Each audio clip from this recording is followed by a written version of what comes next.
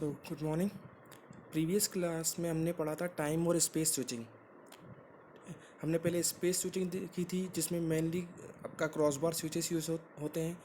फिर हमने देखा था टाइम स्विच। तो हमने क्रॉस बार और टाइम स्विच देखे थे। तो क्रॉस बार और टाइम जो है लार्ज स्केल में यूज़ नहीं होते हैं। ठीक है, इन दोनों के कॉम्बिनेशन यूज़ किए जाते हैं ताकि एक प्रॉपर स्विचिंग मैट्रिक्स बनाया जाए। तो इन दोनों के कॉम्बिनेशन से कैसे स्विच बनता है वही अपन देखेंगे आज। तो आज का टॉपिक है combination of time and space switch. ठीक है, तो इसकी कॉम्बिनेशन क्या क्या हो सकते हैं। सबसे पहले टू स्टेज स्विचिंग, मतलब इसमें दो स्टेजेस होंगी स्विचिंग की। तो टू स्टेज में क्या हो सकता है। सबसे पहले टाइम टी एस मतलब टाइम स्पेस स्विचिंग। मतलब पहले जो आपकी एक लेयर होगी वो टाइम की लेयर होगी, फिर होगी आपकी आपकी स्पेस की लेयर। और ऐसे ही दूसरा होगा इसका टू स्टेज में एस टी मतलब स्पेस टाइम, मतलब पहले आपकी स्पेस की एक अरे होगी और एक टाइम की अरे होगी। ठीक है, तो सबसे पहले हम देखते हैं टाइम स्पेस स्विचिंग। ठीक है, तो जहाँ टाइम स्विचिंग हो रही है दोनों कॉम्बिनेशन में, यहाँ वहाँ यूज़ याद रखिएगा आप, मल्टीप्लेक्सर जरूर यूज़ होगा, डी मल्टीप्लेक्सर। क्योंकि टाइम स्विचिंग में क्या है, टाइम स्विचिंग में मतलब अपन स्लॉट देते हैं। टाइम डिवीजन मल्टीप्लेक्सिंग यूज़ होती है, इसमें मल्टीप्लेक्सिंग यूज़ होती है। तो कैसे होती है वो देखिए आप। मान लीजिए जैसे ये इनपुट है, तीन मल्टीप्लेक्सर लगे हैं इसमें। हर मल्टीप्लेक्सर में चार इनपुट्स हैं।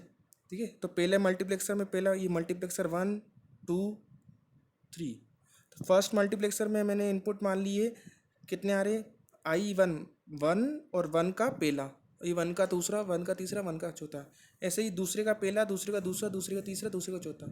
ऐसे ही तीसरे का पहला, तीसरे का दूसरा, तीसरे का तीसरा, तीसरे का चौथा। ये मल्टीप्लेक्सर होकर इसमें आपका स्लॉट बनकर सबका एक एक फ्रेम यहाँ जा रहा होगा।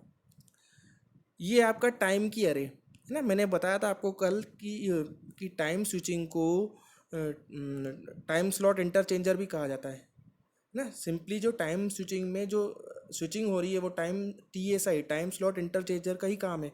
वो स्लॉट को इंटरचेंज कर देता है ना। तो ये TSI 1 मान लें, ये TSI 2, TSI 3।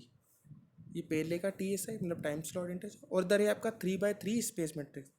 मतलब ये आपका ये तीन इनपुट है और इसके तीन आउटपुट है। और लास्ट में आपका डी मल्टीप्लेक्सर लगा है, चूँकि यहाँ पर आपके फ्रेम आ रहे होंगे मल्टीप्लेक्सर में, और ये डी मल्टीप्लेक्सर क्या होगा, उन फ्रेम को 1 by 1 डिस्ट्रीब्यूट कर देगा।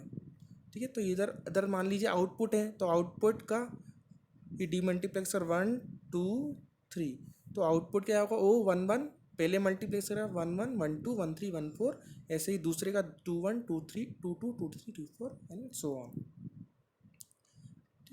तो देख लेते हैं इसमें स्विचिंग होगी कैसे।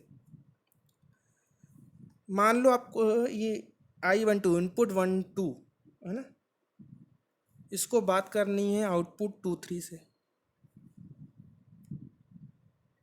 ठीक है, इससे इसको कन्वर्जेशन करनी है, मतलब इसका डेटा इसके पास पहुंचाना है हम। तो यहाँ पर देखिए चारों डेटा मल्टीप्लेक्स होकर यहाँ जा रहे होंगे ना, मल्टीप्लेक्सर है। तो मल्टीप्लेक्सर मैंने बताया था टाइम डिवीजन में क्या होता है, टाइम स्लॉट का एक एक स्लॉट बनता है ना। सबसे पहले कौन सा है, I11, इसका पहले ही बिट आएगी। उसके बाद I12, फिर I13 एंड I14। अब ये टाइम स्लॉट इंटरचेंजर लगा है। टाइम स्लॉट इंटरचेंज का क्या काम है, इन स्लॉट को बदल देना है ना, इन स्लॉट को इंटरचेंज कर देना। क्योंकि पहले क्या है I11, फिर I12, I13 एंड I14। अब देखो I12 को किससे बात करनी है, I23 से है ना। इसकी पोजीशन देखिए थर्ड है, 1 2 3 थर्ड नंबर पे, और I12 है सेकंड नंबर स्लॉट पे। तो हमको क्या करना पड़ेगा, टाइम स्लॉट इंटरचेंज, इस स्लॉट को बदल देगा, 2 को 3 की जगह पहुंचा देगा, 3 को 2 की जगह। तो टाइम स्लॉट इंटरचेंज का यही काम है, स्लॉट को इंटरचेंज करना। तो ये क्या कर देगा, यहाँ पर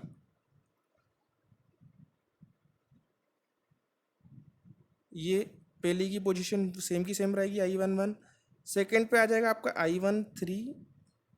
थर्ड पे आ जाएगा आपका I12। और फोर्थ पे सेम I14। है ना। तो टाइम स्लॉट इंटरचेंज ने इसको इंटरचेंज कर दिया। सेकंड पे आ गया आपका I13 और थर्ड पे आ गया I12। ठीक है। अब ये है स्पेस मैट्रिक्स। अब देखिए स्पेस मैट्रिक्स का काम है, ये जो स्पेस मैट्रिक्स क्या करेगा, देखेगा कि आपका आप ये जो कन्वर्सेशन है, जैसे ही इसको इंस्ट्रक्शन मिलेगी कहाँ पहुँचाना है इसको। तो आप देख रहे हैं O23 आपका सेकेंड लाइन में है। ठीक है। तो ये वाले इस वाले जो पूरे ये फ्रेम को यहाँ पहुँचा देगा। ठीक, कौन? स्पेस मैट्रिक्स ना। तो ये वाला पूरा फ्रेम यहाँ पहुँच जाएगा। ये पहुँच जाएगा आपका I11 पहले, फिर I13, I12, I14। ठीक है। अब देखिए डीमल्टीप्लेक्सर्स 1 बाय 1 क्यों है, डिस्ट्रीब्यूट करेगा डेटा को। तो सबसे पहले ऊपर क्या जाएगा, I11। सेकेंड वन वाले के पास क्या जाएगा, I13। थर्ड के पास क्या जाएगा, I12। और फोर के पास क्या जाएगा, I14। तो देखिए, सॉरी आपको विजिबल नहीं हो रहा। तो ये फर्स्ट के पास I11 जाएगा, सेकंड के पास I13, थर्ड के पास I12 और फोर्थ के पास, क्योंकि देखिए थर्ड पोजीशन पे I12 है, वो जो टाइम स्लॉट इंटरचेंज ने इंटरचेंज करा। तो देखिए I12 का डेटा O23 के पास पहुंच गया। तो इसी की कम्युनिकेशन तो हमें करानी थी, I12 एंड I23। तो इस तरीके से इसमें कम्युनिकेशन परफॉर्म होती है। ठीक है। तो ये एक टाइम स्पेस की अरे और एक क्या कहते हैं, स्पेस टाइम की अरे और स्पेस की अरे, two dimensional two stage switching. अब टू स्टेज स्विचिंग में एक प्रॉब्लम है। आप देखिए, मान लीजिए ये I11, जैसे I12 को उससे बात करनी थी 23 से, इसने एक कनेक्शन ले लिया। मान लीजिए जब इसको बात करनी थी उसी वक्त इसने बात कर ली, ये लोग आपस में कम्युनिकेट कर रहे हैं। ये I11 को किसी से बात करनी है ना। I11 को किसी से बात करनी है, किससे बात करनी है, O33 से। मान लीजिए O33 से बात करनी है ना। तो देखिए I11 को O3 से बात करनी है। तो देखिए कौन से नंबर पे, 1 2 3, तीसरे से, और O33 एक अलग सब्सक्राइबर है, ये दोनों आपस में कम्युनिकेट कर सकते हैं। तो ये कितने नंबर पे, 3 नंबर पे। ठीक है। अब क्या करना पड़ेगा, देखो टाइम स्लॉट, अगर इसको तीसरे नंबर वाले सब्सक्राइबर से बात करनी है तीसरे स्लॉट में, तो टाइम स्लॉट इंटरचेंज को, ये जो टाइम स्लॉट इंटरचेंजर है, इसको I11 को कहाँ पर लाना पड़ेगा, तीसरे में, तीसरे स्लॉट में इंटरचेंज करना पड़ेगा, है ना। लेकिन अपन पहले ही देख चुके हैं कि जो I12 है, इसको भी तीसरे स्लॉट में ही जाना था, क्योंकि इसको O23 से कम्युनिकेट करनी थी।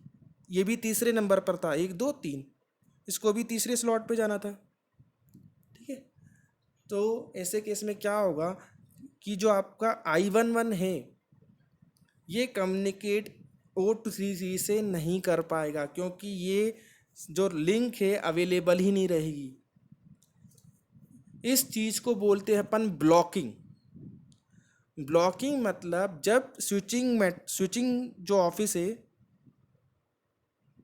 स्विचिंग ऑफिस, उसके पास कोई भी लिंक नहीं होती, कोई भी आपके पास डेडिकेटेड चैनल नहीं होता आपकी कम्युनिकेशन कराने के लिए। तो ऐसे केस में बोलते हैं अपन ब्लॉकिंग। आपका कॉल ब्लॉक होता है, मतलब वो उस केस में आपका जो स्विचिंग ऑफिस है आपकी कॉल कंप्लीट नहीं करवा पाता। ऐसा तब होता है कि जैसे मान लीजिए किसी एरिया में एक टाइम पे बहुत ज़्यादा ट्रैफिक बढ़ गया। ट्रैफिक मतलब बहुत सारे लोग एक साथ कॉल करने लगे, है ना। ऐसा उम्मीद बहुत कम की जाती है ना। स्विचिंग फंक्शन जो है, जैसे हम पॉइंट टू पॉइंट कम्युनिकेशन नहीं करवाते हैं ना, जैसे कि एक सब्सक्राइबर के लिए बहुत सारी लिंक अवेलेबल है, वो सबसे बात कर सकता है। उम्मीद लगाई जाती है कि सब लोग एक साथ कॉल नहीं करेंगे, है ना। तो इसलिए अगर मान लीजिए एक टाइम ऐसा आया कि बहुत सारे लोग एक साथ कॉल करने लगे किसी एरिया में, तो एक टाइम ऐसा आ जाता है कि जो स्विचिंग ऑफिस के पास पर्याप्त चैनल ही नहीं होते, तो वो मतलब जितनी उसके पास चैनल नहीं है, जैसे 100 लिंक है उसके पास, तो 100 लोगों का कॉल कंप्लीट करवा सकता है एक टाइम पे, और उसके ज़्यादा हो गए तो उनकी कॉल ब्लॉक हो जाएंगी, उसके पास स्विचिंग ऑफिस के पास ये लिंक अवेलेबल नहीं होगी। ऐसी टाइप को चीज़ को बोलते हैं अपन ब्लॉकिंग, है ना। तो यहाँ पर ब्लॉकिंग हो रही है टू स्टेज स्विचिंग में। तो ये हो गई टाइम स्पेस। ऐसे ही एस टी देखिए, स्पेस टाइम। स्पेस टाइम में क्या होगा, पहले स्पेस का मैट्रिक्स होगा और फिर टाइम, मतलब पहले स्पेस, स्पेस का मतलब स्पेस का फंक्शन होगा, फिर टाइम स्लॉट इंटरचेंज का। इसमें भी देखिए मल्टीप्लेक्सर और डीमल्टीप्लेक्सर लगा है। तो सिंपल है, इसमें कुछ नहीं है। जैसे वही एग्जांपल ले लीजिए आप, I12 को, है ना, आई O23 से बात करनी है, तो ये यहाँ पर देखिए, यहाँ पर कैसे फ्रेम बनेगा। I11 पहले आएगा, I12, I13, I14,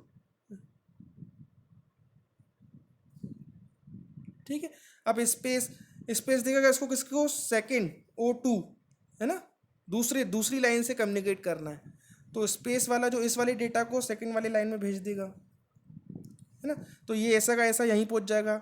I11 पहले, फिर I12 बाद में, I13 उसके बाद, I14 उसके बाद।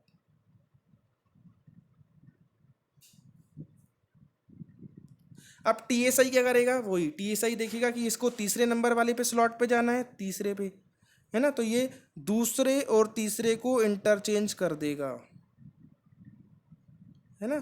तो क्या होगा आपका, I11 पहले आएगा, फिर I13, I12, I14।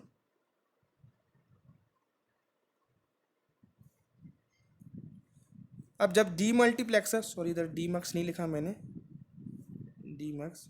D max इसको सीरियली वाइज दे देगा, तो ये इधर पहुंचेगा आपका I11, I13, I12, I14।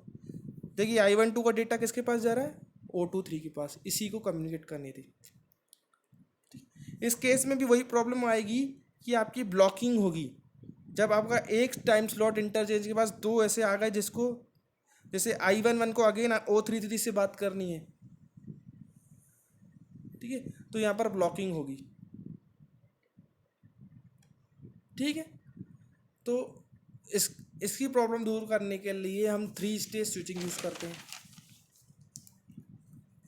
3 stage switching, ये 3 स्टेज स्विचिंग का आपको डायग्राम दिख रहा होगा। 3 स्टेज मतलब एस टी एस मतलब स्पेस टाइम स्पेस, ठीक है, स्विचिंग। और दूसरी क्या होगी आपकी, time space time, TST switching. Space time space मतलब इसमें एक स्पेस की एरे होगी, फिर टाइम की, फिर स्पेस की। और टाइम में क्या होगी, पहले 2 टाइम की स्टेजेस होंगी, टाइम, और एक बीच में स्पेस की होगी।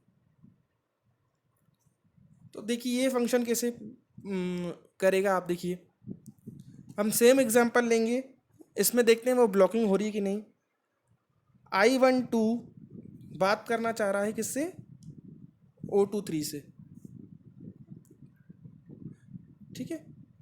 तो देखिए I12 गया इधर, देखिए ये मैट्रिक्स है, ये मतलब क्या करेगा, सबके एक एक सैंपल लेगा, I11, I12, I13, I14, ये बनेगा आपका एक फ्रेम।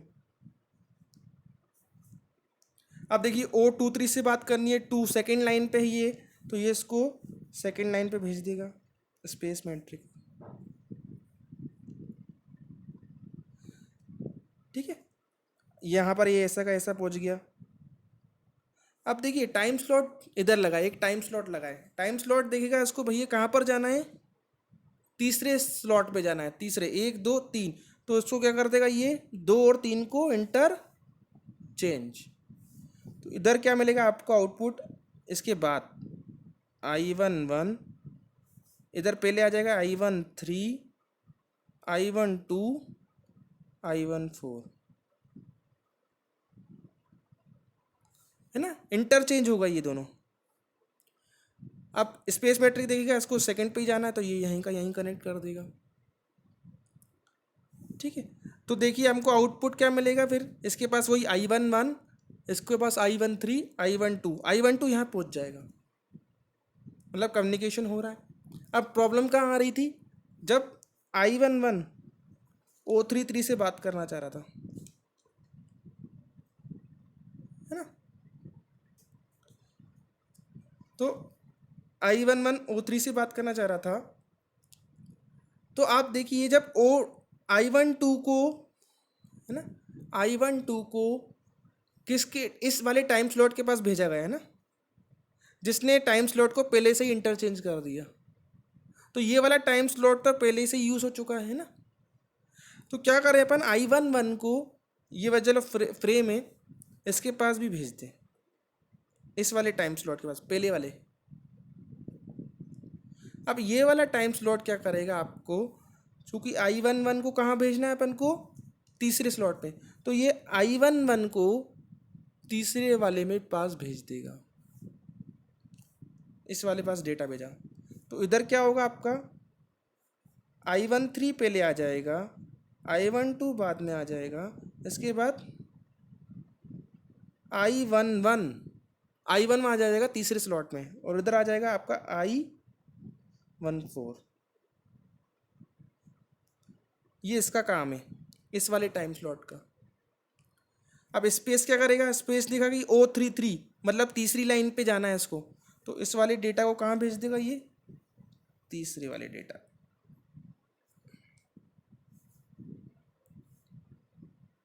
तो देखिए आप, तो इधर देखिए I13 इधर पहले जाएगा आपका I13, फिर I12,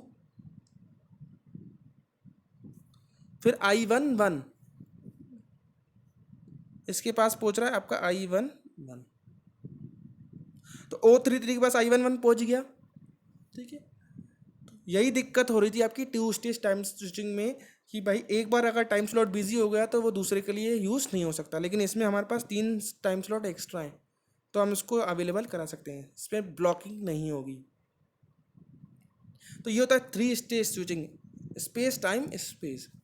ऐसे ही होगी टाइम स्पेस टाइम, जिसमें पहले दो टाइम स्लॉट इंटरचेंज होगा, फिर स्पेस की एरी होगी, फिर टाइम स्लॉट इंटरचेंजर होगा।